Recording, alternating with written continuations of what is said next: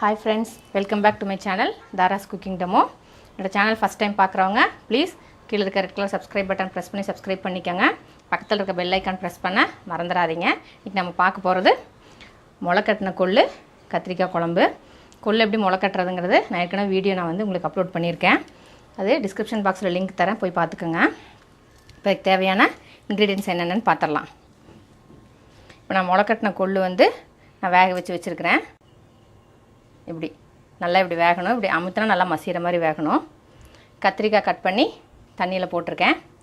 ஒரு சின்ன lemon size புளி தண்ணியில் ஊற வச்சுருக்கேன். ஒரு பெரிய வெங்காயம் கட் பண்ணி வச்சுருக்கேன். ஒரு தக்காளி கட் பண்ணி வச்சுருக்கேன். கருவேப்பிலை, தேங்காய் கூட போட்டு அரைக்கிறதுக்கு 2 ஸ்பூன் மிளகாத்தூள், 2 ஸ்பூன் கொத்தமல்லி தூள், தனியாத்தூள் எடுத்திருக்கேன். இது தேங்காய் ஒரு 1/4 கப்புக்கு கொஞ்சம் கம்மியாக தேங்காய் எடுத்திருக்கேன். தாளிக்கிறதுக்கு ரீஃபைண்ட் ஆயில் 2 ஸ்பூன், நல்லெண்ணெய் 2 ஸ்பூன் எடுத்திருக்கேன். டிஷ்ஷுக்கு தேவையான உப்பு, தாளிக்கிற கடுகு 1/2 ஸ்பூன், உளுந்து, சோம்பு, மிளகு, ஜீரகம் எல்லாமே ஒவ்வொரு டீஸ்பூன். வெந்தயம் மட்டும் ஒரு 1/2 டீஸ்பூன் சேர்த்துருக்கேன். வெந்தயம் ரொம்ப போட்டால் குழம்பு கசந்துரும். ஆனால் நம்ம புளி போட்டு செய்கிற எல்லாத்துக்குமே வெந்தயம் போடணுங்கிறதுக்காக வெந்தயம் எடுத்திருக்கேன். பேன் வச்சு ஹீட் ஆனோடனே ரீஃபைண்ட் ஆயிலும் நல்லெண்ணையும் சேர்த்திக்கிறேன். எண்ணெய் காஞ்சிருச்சு, கடுகு சேர்த்துக்கிறேன். கடுகு வெடித்தோடனே மற்ற தாளிக்கிற சாமானெல்லாம் சேர்த்துடலாம். கட் பண்ணி வச்சுருக்கேன் ஆனியன்ஸ் சேர்த்துடலாம். கருவேப்பிலை சேர்த்துடலாம்.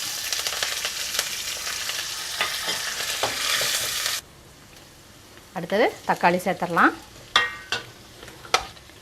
தக்காளி சேர்த்தனோடனே சீக்கிரம் வணங்குறதுக்காக மஞ்சத்தூள் சேர்த்துடலாம். தக்காளி வணங்குறதுக்காக ஒரு 2 மினிட்ஸ் மூடி வைக்கலாம். இப்போது தக்காளி நல்லா மசிஞ்சிருச்சு. இப்போ கட் பண்ணி வச்சுருக்க கத்திரிக்காய் உள்ளே சேர்த்துடலாம். இந்த கொள்ளு வேக வச்சுருக்க தண்ணியை எடுத்து வச்சுருக்கேன். அந்த தண்ணி நம்ம வேஸ்ட் பண்ணக்கூடாது, சத்தெல்லாம் அதில் தான் இருக்கும். அதுவே ஊற்றி கத்திரிக்காய் நம்ம நல்லா வேக வச்சிடலாம்.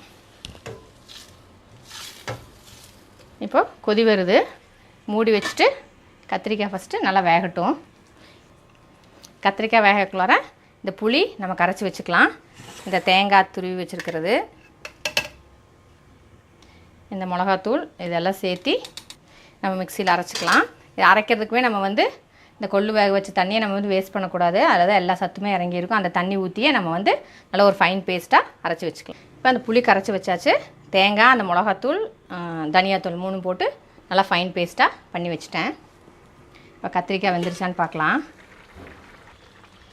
இப்போது கத்திரிக்காய் பாதி வெந்திருக்கு. இப்போ இதில் நம்ம வேக வச்சு வச்சுருக்கிற கொள்ளு உள்ளே சேர்த்துடலாம். கொள்ளு சேர்த்துட்டு அரைச்சி வச்சுருக்கிற தேங்காய் சேர்த்துடலாம். தேங்காய் சேர்த்துட்டு டிஷ்ஷுக்கு தேவையான உப்பு சேர்த்துடலாம். எல்லாம் மிக்ஸ் பண்ணிவிட்டு கரைச்சி வச்சுருக்கிற புளி தண்ணி சேர்த்துடலாம். இப்போது நம்ம எல்லாமே சேர்த்தியாச்சு. குழம்பு இனி ஒரு நல்லா 10 நிமிஷம் கொதிக்கணும். மிளகா வாசம், புளி வாசம் எல்லாம் போகணும். அதனால் குழம்புக்கு தேவையான தண்ணி அந்த ஜார் கழுவி அப்படியே சேர்த்திக்கலாம். குழம்பு எல்லாமே நம்ம சேர்த்தியாச்சு. குழம்பு நல்லா கொதிக்கணும் ஒரு 10 நிமிஷம். அதுக்கப்புறம் பார்க்கலாம். அதுக்கிடையில் கொள்ளில் இருக்கிற பெனிஃபிட்ஸ் நம்ம எல்லாத்துக்குமே தெரியும், அவ்வளோ ஹெல்தி. அது கொள்ளு நியூட்ரியன்ஸ் ரொம்ப நிறைய இருக்குது. கொள்ளில் பாஸ்பரஸ், கால்சியம், புரோட்டீன், அயன் எல்லாமே இருக்குது. ஃபேட் 0% தான் இருக்குது. நம்ம உடம்புல இருக்க பேட் கொலஸ்ட்ரால் கொள்ளு நல்லா கண்ட்ரோல் பண்ணும். டயட்டில் இருக்கவங்க கண்டிப்பாக அவங்க வீக்லி ட்வைஸ் ஆர் த்ரைஸ் அவங்க டயட்டில் கொள்ளு சேர்த்துக்கிட்டால் நல்லா எஃபெக்டிவாக இருக்கும். இப்போ குழம்பு நல்லா கொதிக்கட்டும். இப்போ குழம்பு நல்லா கொதிச்சிருச்சு. புளி, மிளகாத்தூள், தேங்காய் எல்லாத்தோட பச்சை வாசம் போய் நல்லா கொதித்து நல்லா சுண்டி கன்சிஸ்டன்சியும் எனக்கு கரெக்டாக இருக்குது. உப்பு காரம் டேஸ்ட் பண்ணிவிட்டு உப்பு மட்டும் கொஞ்சம் பத்தலைன்னு போட்டேன். இப்போ ஓகேவாக இருக்குது. டேஸ்ட்டு செம்மையாக இருக்குதுங்க. கண்டிப்பாக ட்ரை பண்ணி பாருங்கள். இப்போ உங்களுக்கு கொள்ளு முளைக்கட்டை நீங்கள் ஃபஸ்ட்டே பிளான் பண்ணல அப்படின்னா சும்மா முளைக்கட்டாமே கொள்ளு கத்திரிக்காய் போட்டு இதே மாதிரி குழம்பு வைக்கலாம். அப்புறம் இன்னொரு நாள் நீங்கள் பிளான் பண்ணி ஃபஸ்ட் டைம் இப்போ நாளான்னைக்கு நீங்கள் கொள்ளு முளைக்கட்டி செய்யணும்னு நினைக்கிறீங்கன்னா இன்றைக்கி காலையில் எழுந்திரிச்சோன்னே கழுவி ஊற வச்சிடணும். இன்றைக்கி பகல் பூரா நைட் பூரா அது ஊறணும். அடுத்த நாள் காலையில் அதை கழுவி ட்ரைன் பண்ணிவிட்டு ஹாட் பாக்ஸில் போட்டு மூடி வச்சிட்டிங்கன்னா நாளைக்கு பகல் பூரா நாளைக்கு நைட் ஃபுல்லாக அதிலே இருக்கணும். அப்புறம் நீங்கள் நாளான்னைக்கு காலையில் திருப்பி அதை சமைக்கும் போது மத்தியானம் எடுத்து சமைச்சிங்கன்னா கரெக்டாக முளை வந்து கரெக்டாக இருக்கும்.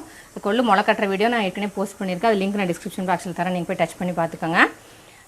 கொள்ளு கடையிறது எப்படி, கொள்ளு ரசம் வைக்கிறது எல்லாமே நான் போஸ்ட் பண்ணியிருக்கேன். அதோட லிங்க்கும் நான் டிஸ்கிரிப்ஷன் பாக்ஸில் தரேன், நீங்கள் போய் பார்த்துக்கோங்க. இப்போ கொதிச்சு கரெக்டாக இருக்குது. ஃபைனலாக நம்ம கட் பண்ணி வச்சுருக்கிற கொத்தமல்லி கார்னிஷ் பண்ணி ஸ்டவ் ஆஃப் பண்ணிடலாம். ரொம்ப சுவையான ஹெல்த்தியான ஒரு குழம்பு ரெடிங்க. கண்டிப்பாக ட்ரை பண்ணி டேஸ்ட் பண்ணி பாருங்கள். வீடியோ பிடிச்சிருந்தா லைக் பண்ணுங்கள், ஷேர் பண்ணுங்கள், கமெண்ட் பண்ணுங்கள். வீடியோ கண்டிப்பாக உங்களுக்கு யூஸ்ஃபுல்லாக இருந்திருக்குன்னு நம்புகிறேன். நான் புதுசாக வீடியோ பார்க்குறவங்க சேனல் மறக்காமல் சப்ஸ்கிரைப் பண்ணிடுங்க. பக்கத்தில் இருக்க பெல் ஐக்கான் ப்ரெஸ் பண்ண மறந்துடாதீங்க. எங்கள் வீடியோட அப்டேட்ஸ் உங்களுக்கு நோட்டிஃபை ஆகும்.